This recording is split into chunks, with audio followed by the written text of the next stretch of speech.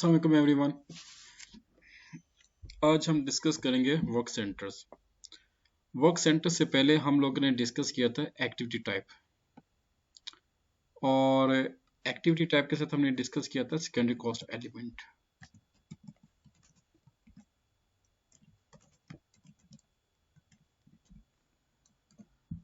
अच्छा, उससे पहले हमने डिस्कस किया था कॉस्ट सेंटर।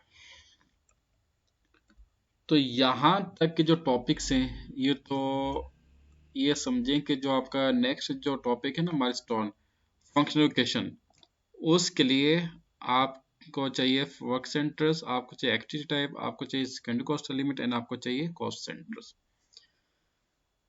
तो जो हमने एक कंपनी का जो सेटअप किया है वो है बेवरेजेस का। एक्टिविटी टाइप्स क्या होती हैं, सेकेंडरी कॉस्ट एलिमेंट्स क्या होते हैं, ये लास्ट लेक्चर में आपको एक्सप्लेन किया था। और उसके बाद हमने असाइन करना है activity types to cost centres.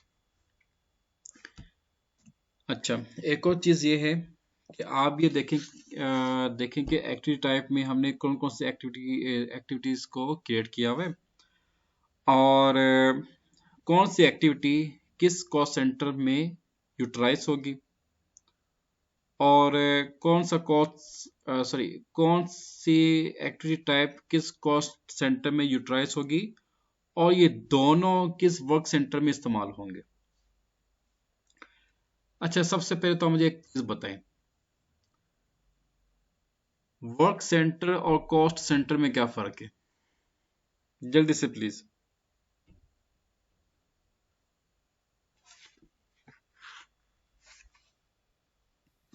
I believe cost centre में जितनी भी जो कॉस्ट रिलेटेड वर्क एक्टिविटीज से रिलेटेड जो भी कॉस्ट है वो वर्क सेंटर के अंदर स्टोर होगी या डेटा सारा कैप्चर्ड होगा। और वर्क सेंटर ये है कि जो भी एक्टिविटी परफॉर्म होगी उसका जो डेटा होगा वो सारा वर्क सेंटर में। ओके, इसके अलावा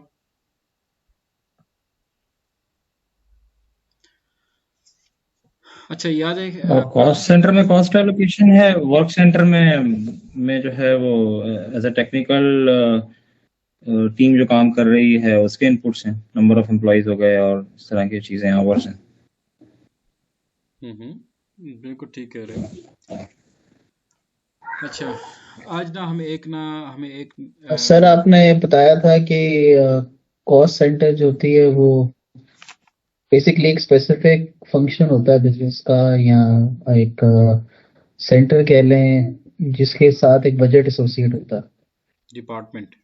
सो डिपार्टमेंट वाइज कह लें, good ji ji. Good.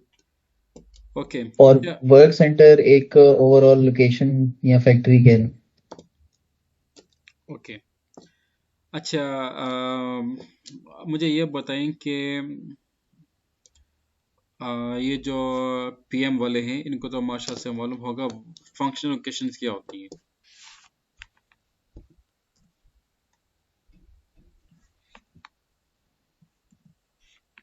Please. I believe किसी भी इक्विपमेंट की स्पेसिफाइड लोकेशन। अच्छा, और इसके अलावा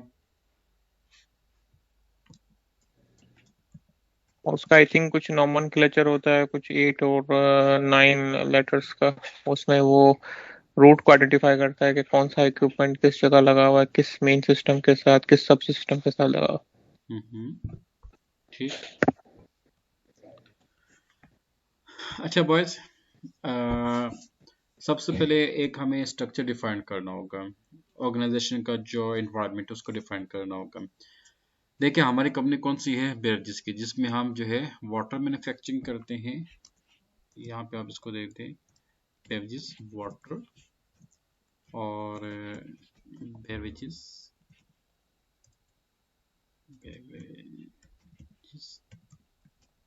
जूस।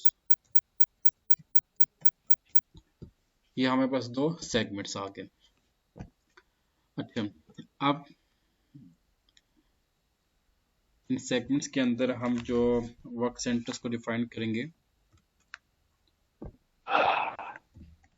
सबसे पहले हमारे पास कौन सा था, raw material, raw water storage. उसके बाद है हमारे पास thermal department.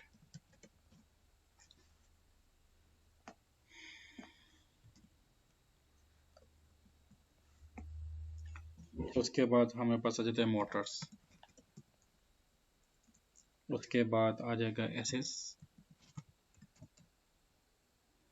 Piping section. Then आपके पास आ जाएगा purification.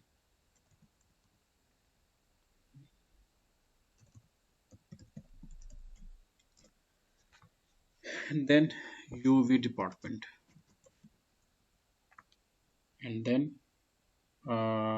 boiled water storage।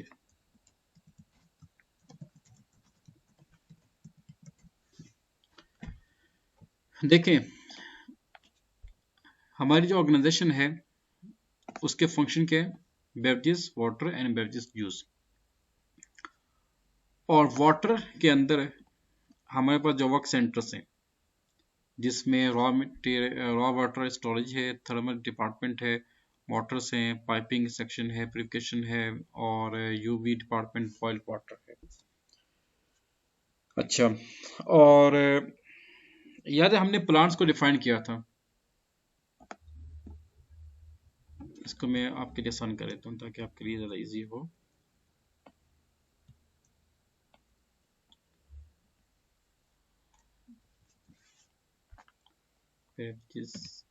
Water boys, जो हमने प्लांट्स को डिफाइन किया था, do you remember please? Plant one, पहला पॉइंट प्लांट था आपका बॉइलिंग प्लांट।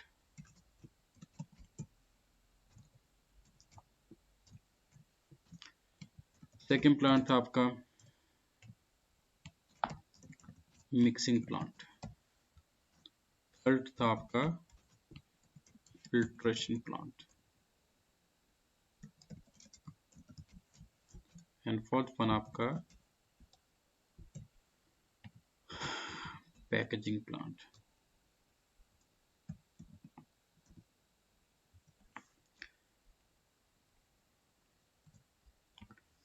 अच्छा, और ये जो वर्क सेंटर है ये हम उसको डिफाइन करेंगे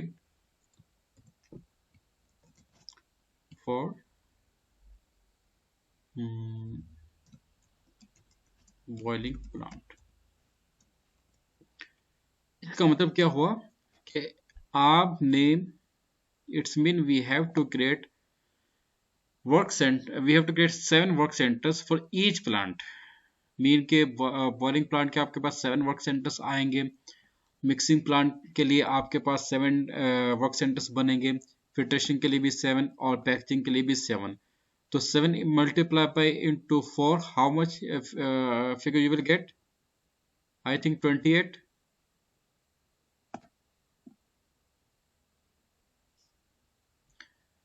Yes, 28. Okay, you have to create 28 work centers। अच्छा, अब एक और अगला point, each work center will contain 2 activity type।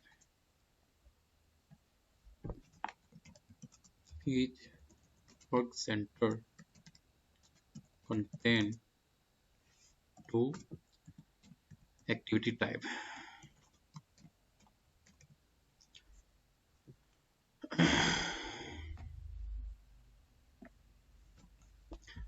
अच्छा, एक क्वेश्चन मुझे ये बताएं कि क्या हमें हर वर्क सेंटर के लिए अलग अलग कॉस्ट सेंटर बनाना होगा या एक ही कॉस्ट सेंटर तमाम वर्क सेंटर्स के लिए यूज होगा? जल्दी से बताएं।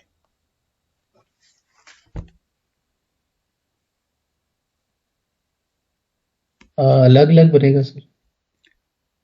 आई थिंक एक ही बनेगा क्योंकि डिपार्टमेंट कौन सा आपका, हाँ, अगर अलग अलग अगर कंपनी ये डिसाइड डिपार्टमेंट अलग अलग होगा।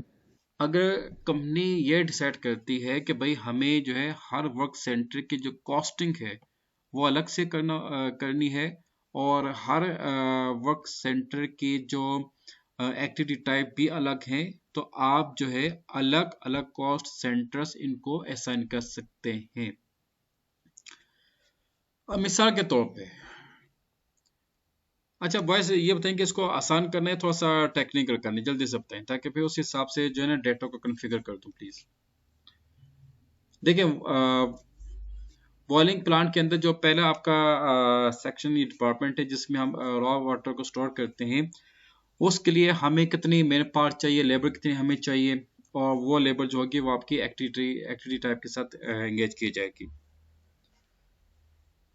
एक लेबर को यूज़ करना है या आपने मशीनरी को भी यूज़ करना है, आई थिंक दो को हम फोकस करते हैं ताकि आपके लिए जो है ना ये चीज़ अंडरस्टैंड ज़्यादा अच्छे से अंडरस्टैंड हो जाए। Cost centre, each work center contain separate cost center.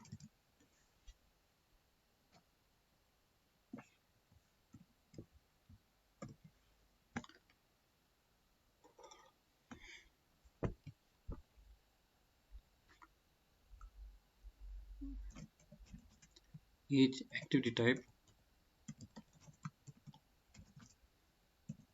contain separate secondary cost element.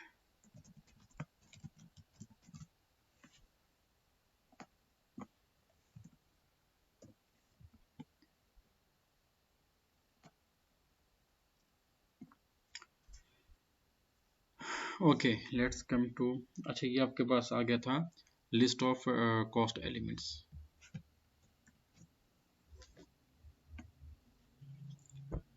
KP26, अच्छा what is KP26? KP26 is used to interlink to assign cost center to cost element, और यहाँ पे आप version देंगे 0 version mean के ये हमारी planning और एक्चुअल एक्टिविटी कॉस्ट को कवर करती है। From period 01 to 12 2024 cost centre, यहाँ से ड्रॉप लिस्ट से देखें आपके पास कौन सा कॉस्ट सेंटर बना हुआ है, वही आपने चूज करना है।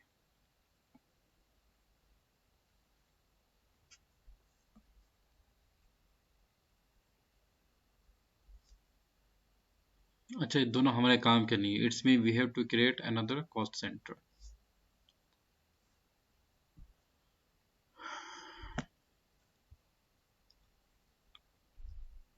अच्छा क्या कोड था उसका, KA01, सॉरी ये गलत हो गया। आवेश बताइएगा क्या कोड इसका, KS01 कॉस्ट सेंटर। अच्छा हमने कॉस्ट सेंटर को नंबर दिया था या अल्फाबेट दिए थे, do you remember please?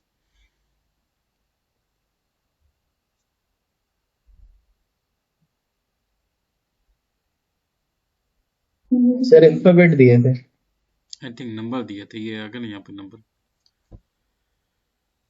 Production का क्या था, प्रोडक्शन का आई थिंक 5000 था, लेट मी चेक।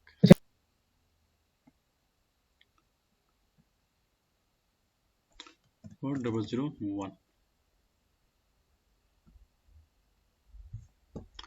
और इसको हम देंगे SS बॉइलिंग प्लांट।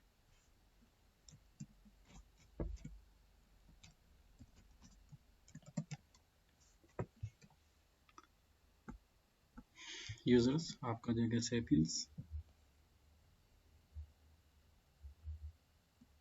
और पर्सन आपका जगह प्रोक्योरमेंट गलत,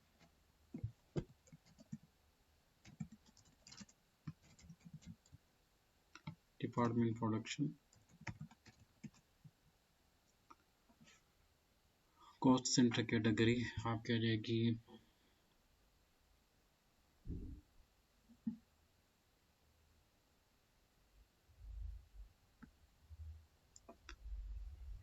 प्रोडक्शन स्टैंड हायरार्की यहाँ से आप सिलेक्ट कर दें,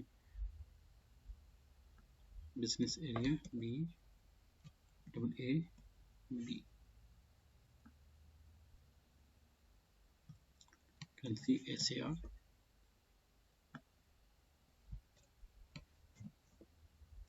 प्रॉफिट सेंटर आपका जाएगा 5000,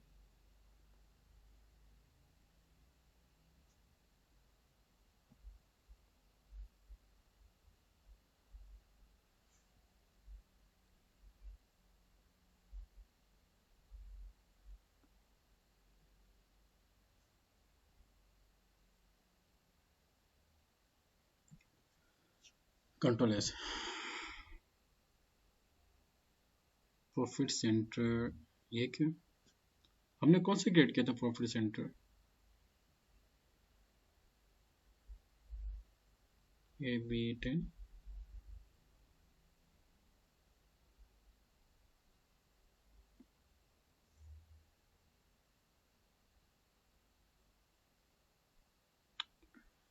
अवेश जल्दी से बताए कि हम यहाँ पे क्या मिस्टेक करें, फौरन बताओ अवेश।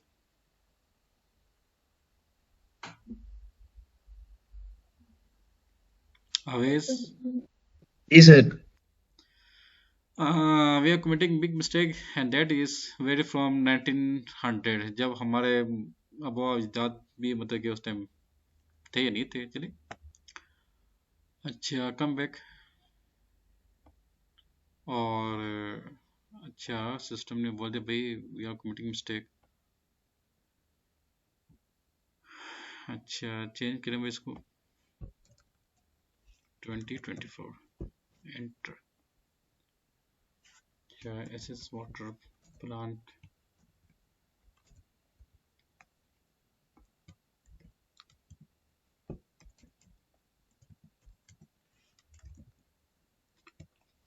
प्रोडक्शन हेड,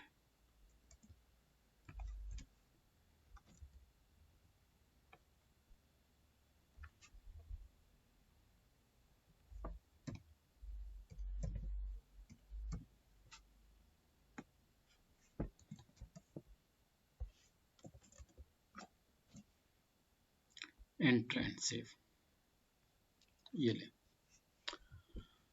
अच्छा अब हमें ये देखना होगा कि एक्टिविटी टाइप हमने कौन कौन सी क्रिएट की थी।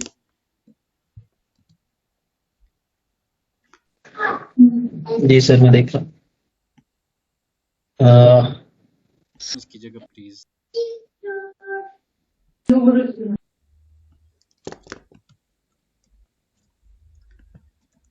कीप इट 26 और यहाँ पे आप दे दें 0, देन फ्रॉम 01 12 20 24,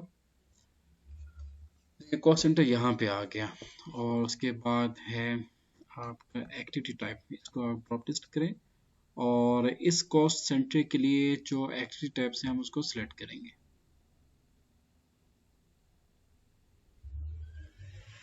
अच्छा एक बात को आपने कहानी फोकस करने के, जो कॉस्ट सेंटर आपने जो एक्टिविटी टाइप आपने असाइन करे हैं ना कॉस्ट सेंटर को, ऐसा ना कि मतलब कि हर एक्टिविटी अब जैसे कि फिलिंग की आ रही है, फिलिंग मशीन की आ रही है, तो आपने फिलिंग मशीन को फिलिंग प्लांट के साथ ही करना है। और जो बॉइलिंग है हम इसके लिए एक अलग से एक्टिविटी टाइप को क्रिएट करेंगे, राइट। तो इसको हम एक काम करते हैं, new session and create new activity type.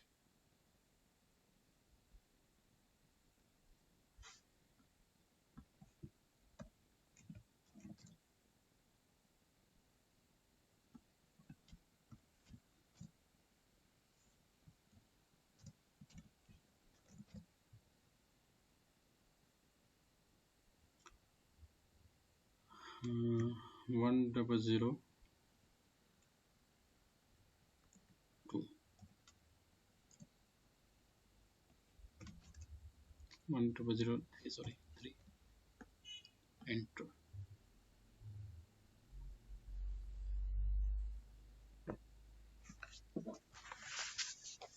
अच्छा बॉयज एक और चीज ये कि यहाँ पे आप आ जाए। अच्छा अभी हमने क्या चीज डिस्कस की थी कि जो वर्क सेंटर्स हैं, जैसे कि रॉ वाटर स्टोरेज है, इसके लिए हम दो एक्टिविटी टाइप्स को क्रिएट करेंगे, और थर्मल के लिए भी हम दो दो क्रिएट करेंगे। तो हमें यहाँ पे इसी मुनासबत से हम दो क्रिएट करेंगे एक्टिविटी टाइप को। तो इसको क्लोज कर दें, ये भी क्लोज कर दें, ये भी क्लोज कर दें। Raw water boiling dash raw water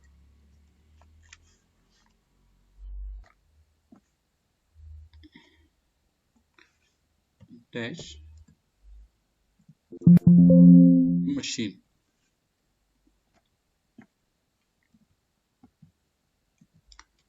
boiling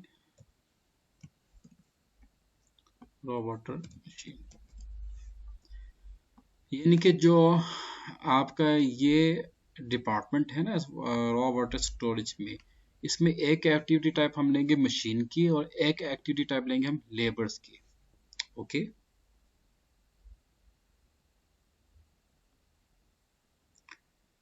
अच्छा यहाँ पे आ जाएगा आपका आवर,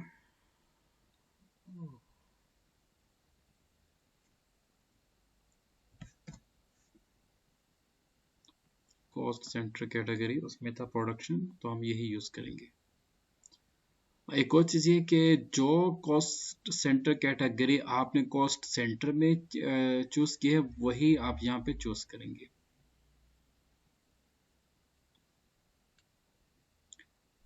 अच्छा, मैनुअल एलोकेशन, और इसके लिए हमने कौन सा बनाया था, cost element, second cost element. अच्छा, इसमें भी नहीं है। काम ये करते हैं कि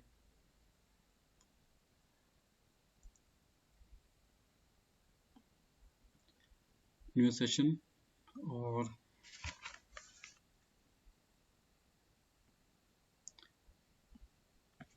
FS00।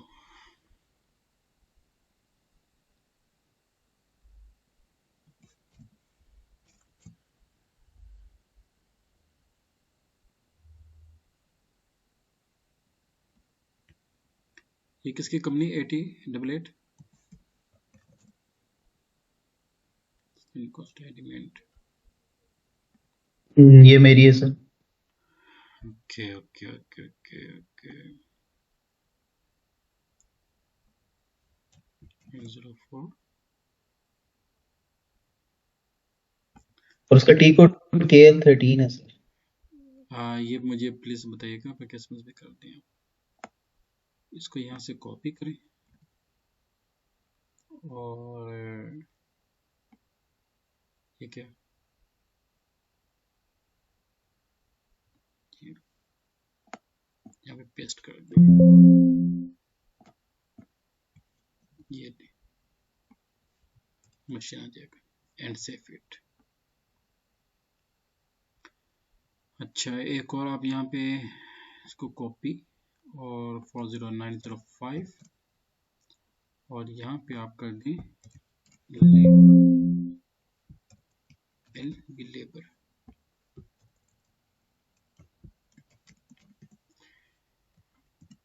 मीन ये जो आपका बॉलिंग है ना, बॉलिंग डिपार्टमेंट में, सॉरी बॉलिंग का जो क्या उससे कहते हैं सेगमेंट है रॉ वाटर, उसमें लेबर भी इंगेज होगी और आपका मशीन भी इसमें इंगेज होगी। अच्छा, इसको क्लोज कर दें, टाइप। ये मशीन के है ना, तो हम मशीन के जो कॉस्ट एलिमेंट है उसको हम चूज करेंगे ये। अच्छा, उसके बाद आप इसको एक्टिव टाइप कैटेगरी यहाँ पे आपने चूज करना है मैनुअल एंट्री को and save it. Next 104 enter, और यहाँ पे आप आ जाएं, इसको चूज करते हैं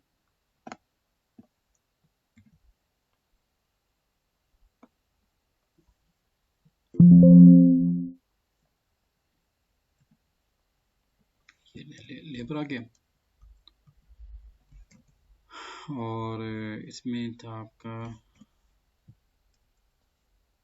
प्रोडक्शन, ये क्या था 1,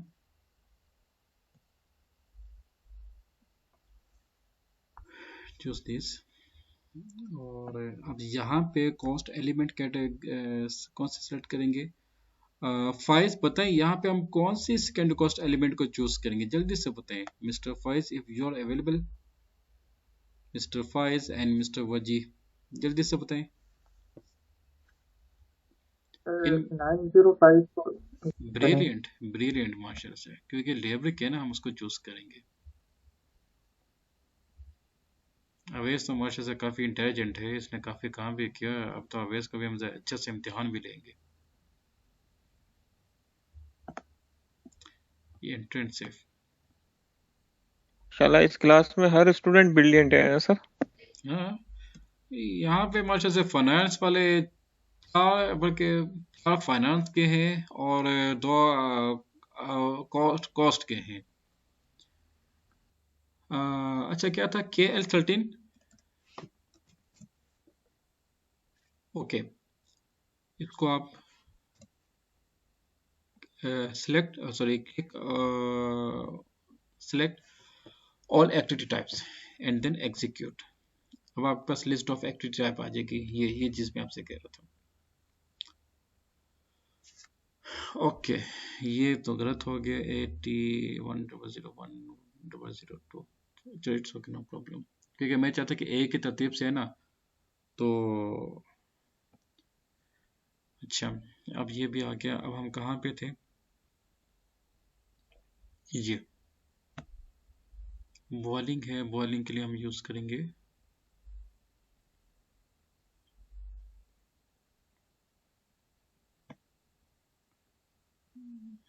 बल्कि 103 को यूज करेंगे।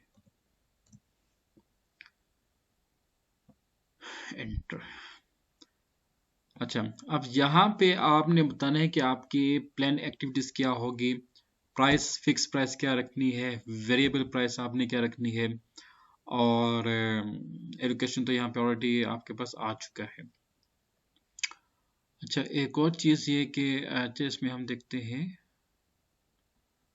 प्लान एक्टिविटी, और इसको हम करते हैं कितने आवर्स का लेके आना है, तकरीबन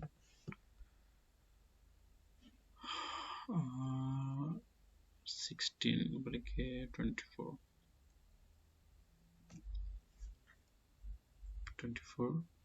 कैपेसिटी 24, फिक्स प्राइस आ जाएगी। अच्छा, चूंकि हम लोग सऊदी रियाल यूज करें ना। हाँ बॉयज, एक और चीज, पानी की जो बोतल है 1/2 लीटर, वो मिल जाती है तकरीबन डॉलर में, उसको पाक रुपीस में देखते हैं, उसको हम 1 सऊदी रियाल में लेके आते हैं।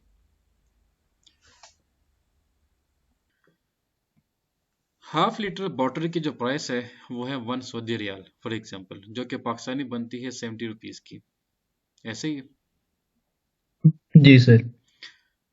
अब हमें कॉस्टिंग इस तरह से एडजस्ट करनी है कि उस 70 रुपीस में जो वाटर की कॉस्ट वो भी शामिल हो, मटेरियल कॉस्ट जो उसके अंदर वाटर है, जो इंग्रेडिएंट्स हैं, और जो पैकेजिंग है, जो लेबर है, जो ओवरहेड है, तमाम कॉस्ट उसमें आनी चाहिए। तो हमें उसी निस्बत से ऐसी प्राइसिंग को एडजस्ट करना है। लेट्स से कि आपको मैंने प्रीवियस क्लास में बताया भी था, प्रोडक्शन हमेशा बैच फॉर्म में की जाती है। देखें, आप किसी भी कंपनी में चले जाएं, शुगर मिल में चले जाओ, शुगर इंडस्ट्री में, आप उनसे कहें कि भाई मुझे 5 किलो चीनी जो है मैन्युफैक्चर करके दें, और भाई उनका प्लांट की कैपेसिटी में भी 5 लाख टन हो पर डे, तो आपको 5 लाख कभी भी नहीं करके देंगे। तो ये आपने ये देखना है कि आपके प्लांट की कैपेसिटी क्या है, उस कैपेसिटी के मुताबिक आपने ओवरहेड रेट्स को कैलकुलेट कर लें, राइट। अब यहाँ जी पे मिसाल के तौर पे आपने ये जो डिपार्टमेंट है ना, रॉ वाटर स्टोरेज, इसमें लेबर का काम ये होगा कि मैन्युअली वाटर की जो स्टोरेज है वो परफॉर्म करनी है, और जो मशीनरी है, मशीन भी डिफरेंट जो वो बॉयलर्स होते हैं उसमें उसको ऑटोमेटिकली उसको फिलअप करके ना, तो ऑटो सिस्टम के जरिए उसको स्टोर किया जाता है। यानी कि इस डिपार्टमेंट में एक आपकी एक्टिविटी यूज होगी मशीन की, एक एक्टिविटी यूज होगी लेबर की। आपने कितने लेबर्स को एंगेज करना है इस पार्टिकुलर डिपार्टमेंट में, उसका रेट क्या आपने चार्ज करना है, और कितनी शिफ्ट यूज करनी है, क्योंकि आपको मालूम है कि वर्क सेंटर में कैपेसिटी भी इस्तेमाल की जाती है। अगर जिन लोगों ने वर्क सेंटर को पहले डिफाइन किया हुआ है ना, उनको इस चीज का आइडिया भी होगा। तो मैंने 24 आवर्स लिए हुए, और इसका मतलब ये हुआ या तो हम 12 आवर्स की एक शिफ्ट लें या 8 आवर्स की शिफ्ट लें। 8 आवर की पर 3 शिफ्ट्स होंगी सर, अगर एग्जैक्टली 24 आवर्स है। ये जी तो जी अब ये हमें देखना होगा कि भाई इस पार्टिकुलर वर्क सेंटर में हम कितनी लेबर्स को एंगेज करें, उनका रेट क्या होना चाहिए। मिसाल के तौर पे अगर हम 3 शिफ्ट्स लेके आते हैं, इसका मतलब ये हुआ कि कम से कम 2 लेबर तो होनी चाहिए ना। एक अकेला लेबर बेचारा क्या करेगा, कम से कम तो एटलीस्ट 2 तो लाजमी होती हैं। मैं मिनिमम से मिनिमम बात करूँ, बाकी तो मतलब 10-15 भी होती हैं, लेकिन मैं आसानी के लिए, ताकि हम अपने डेटा को भी कॉन्फ़िगर कर सकें, 2 लेबर्स को हम चूज करते हैं, और उनका जो आवर रेट है, अच्छा फॉर एग्जांपल कि एक लेबर को आप महाना देते हैं 50,000, और उसको आपने कैलकुलेट करना है पर डे के हिसाब से, फिर पर डे को आप कन्वर्ट करेंगे पर आवर के हिसाब से। तो ये वर्किंग कौन करेगा, कौन है ऐसा शाहकार?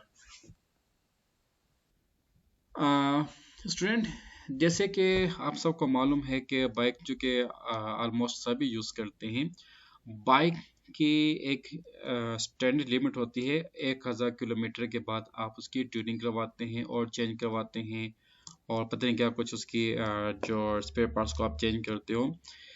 इसी तरीके से हर इंडस्ट्री के जो मशीनरी है, जब आप उसको ऑपरेशन में लेके आते हैं, वो भी एक पार्टिकुलर टाइम पीरियड के बाद या तो उसको हम रिप्लेस करते हैं या उसको हम रिपेयर करते हैं, राइट। तो ये जो एक्टिविटी है ये हमारी है मशीन एक्टिविटी, और इसको हमने 24 आवर्स का नाम दिया हुआ है। और इसकी रिप्लेसमेंट जो है वो हम मतलब के माहाना के बेस पे करते हैं, और इसकी जो फिक्स्ड जो अमाउंट है फॉर 24 आवर्स की, वो हम लेके आते हैं 10 सऊदी रियाल।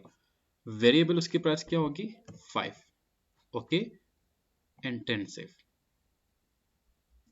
सर, फिक्स्ड और वेरिएबल आप क्या कह रहे हैं इसको? फिक्स्ड कह रहे हैं आप उसकी चेंज, और वेरिएबल आप कह रहे हैं? बहुत अच्छा सवाल किया आपने, ब्रिलियंट क्वेश्चन। देखें, कुछ ऐसी मशीनरी होती है, आप उसको यूज करें या ना करें, उसने हर माह बाद जो है ना चेंज होना ही होना होता है। वेरिएबल का मतलब ये होगा भाई जितने वो यूज होगी उतना ही उसकी रिपेयरिंग होगी। This is the big difference. Okay. और सर, कुछ ऐसी मशीनरी हो सकती है जिसकी फिक्स्ड हो ही ना और सिर्फ वेरिएबल हो, और देखिए, एंड वाइस वर्सा? हाँ बिल्कुल ऐसी होती है कि आप जैसे कि हमारे कराची में मतलब कि जो एक मशीनरी थी, तो उसका ये था कि आप उसको अगर यूज ना करें ना, तो आपको पता है कि मतलब कि अगर मशीन बंद भी है ना, तो भाई उसकी मौजूदगी को भी मेंटेन रखने के लिए दूसरी जो कॉस्ट है वो पे बेयर करना पड़ती है। आप केमिकल के आप एग्जांपल ले लें, जी तो सर, ये स्टील मिल के अंदर होता है इस तरह जी मोस्टली, जैसे उसका किल चला के रखना पड़ता है, वरना ब्रिक्स एग्जैक्टली खराब हो जाती हैं। ये हाँ जी, तो हाँ इस तरह की जी। काफी इस तरह की मतलब कि वो है। अच्छा, दूसरा ठीक। ये कि अब इसी कॉस्ट सेंटर का ना हम दूसरी एक्टिविटी टाइप असाइन करेंगे लेबर की। लेबर की कितनी है 24 आवर्स, कैपेसिटी है 24 आवर्स। कितनी कॉस्ट बनी थी? अच्छा, फिक्स और वेरिएबल है। अब जैसे कि मैंने आपको एग्जांपल दी थी, हमारे कराची में ये सिस्टम होता था कि भाई जितनी लेबर कपड़ा मैन्युफैक्चर करेगी हम उसको उतने पैसे देंगे।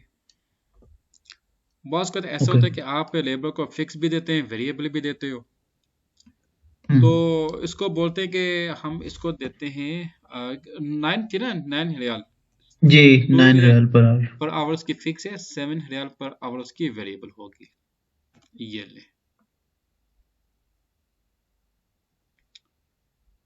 पर क्या हमने गलती कर दी, क्योंकि हमने 3 शिफ्ट्स रखी थी ना। यहाँ जी पे सर, 3 आएगा शिफ्ट है। 8 आवर, 8 आवर।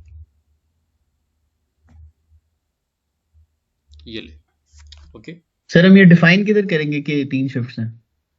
ओह गुड, ये आगे डिफाइन होगा ना वर्क सेंटर के अंदर, कैपेसिटी के ऑप्शन में अच्छा, इसको वो डिफाइन वर्क करेंगे। सेंटर में करेंगे। या ठीक है, एग्जैक्टली। ठीक।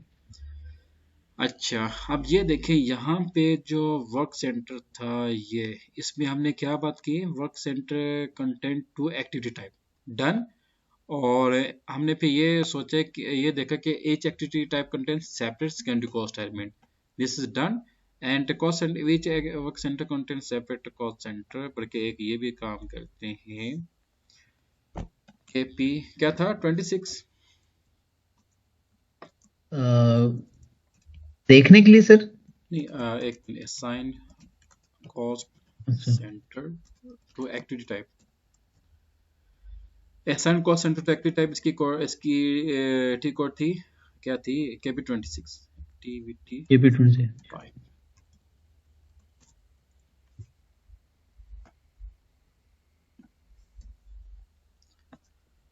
अच्छा, each cost center contain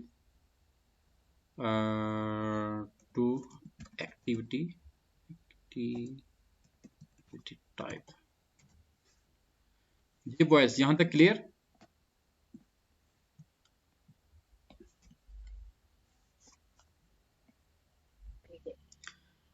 boys, हमने यहां तक जितने भी वर्किंग की, सबको क्लियर?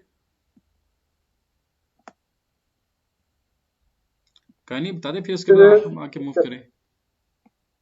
सर मुझे एक ये क्लियर करना था कि आपने फंक्शनल लोकेशन जो डिफाइन की, जो प्लांट है वही फंक्शनल लोकेशन आपने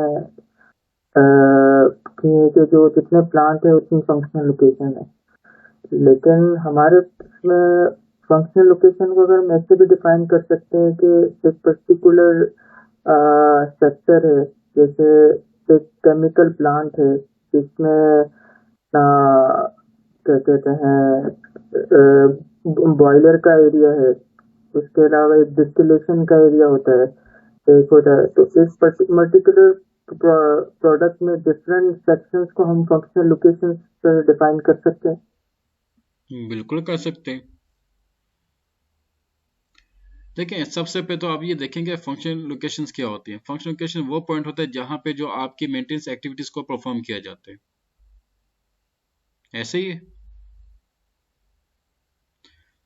और ये एक आप इसमें टर्म यूज करते हैं लेवल।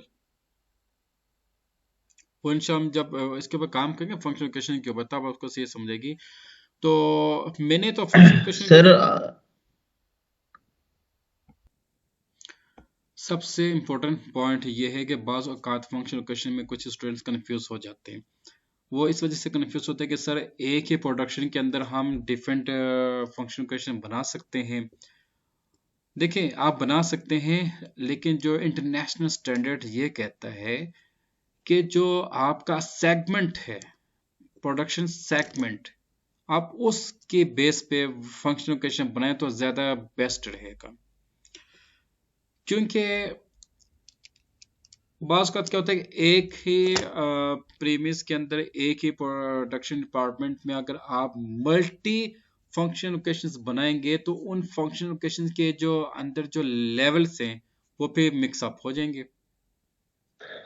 अब जैसे कि मैंने आपको एग्जांपल दी थी, अवैस ने कहा था कि एयरलाइंस का, तो एयरलाइंस में देखें एक फंक्शन लोकेशन है हमारी है सीट मैन्युफैक्चरिंग की, 8 फंक्शन लोकेशन हमारे पास, सॉरी एक प्रोडक्शन सेक्टर है सीट मैन्युफैक्चरिंग, एक प्रोडक्शन सेक्टर है टायर मैन्युफैक्चरिंग, एक प्रोडक्शन सेक्टर है बॉडी मैन्युफैक्चरिंग, एक प्रोडक्शन सेक्टर है पेंट डिपार्टमेंट जिसमें पेंट शेड किया जाता है वो उसको बॉडी को।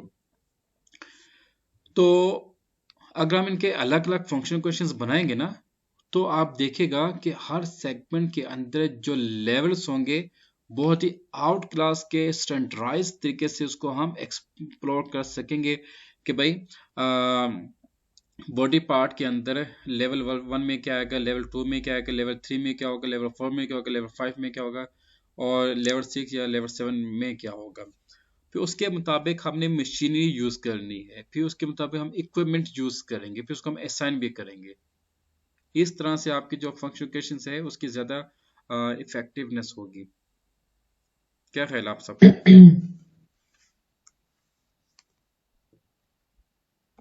हाँ ओके स्टूडेंट, आज जो हमने काम किया है इसके मुताबिक आप काइंडली अपनी जो असाइनमेंट है उसको आप कंप्लीट कर दें। नेक्स्ट इंशाल्लाह हम फोकस करेंगे वर्क सेंटर्स के ऊपर जो कि हम बनाएंगे बॉलिंग प्लांट का, और बॉलिंग प्लांट के अंदर हम ये 7 वर्क सेंटर्स को डिफाइन करेंगे। ओके और okay sir. excuse me, okay student, आप इस कोई देख रहे हैं आप? स्क्रीन देख रहे हैं? ये देखिए पोस्टिंग भी बॉयज़, इसके असाइनमेंट्स को आप फोकस कीजिएगा। नेक्स्ट इंशाल्लाह हम जो है वर्क सेंटर को कंप्लीट करेंगे। उससे पहले ये जितनी भी वर्किंग है ये आपने लाजमी इसको डिफाइन करना है, और जो भी इश्यूज हो आप डिस्कस कर सकते हो ताकि हम अगले जो टॉपिक्स हैं उसको इफेक्टिवली परफॉर्म कर सकें। Thank you so much.